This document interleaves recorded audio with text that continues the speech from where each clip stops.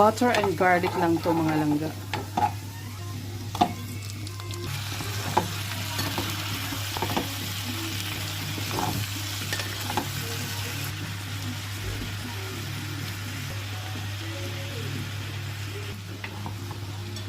Haluin. Nilagyan ko lang ng ground pepper. Then, haluin. Wala kasi akong 7-Up o Sprite. Lagyan natin ng pineapple juice. Lagyan natin ng pineapple juice. Wala kasi akong 7.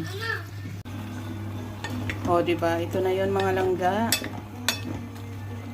Kaya bawas-bawasan pa natin yung sabaw.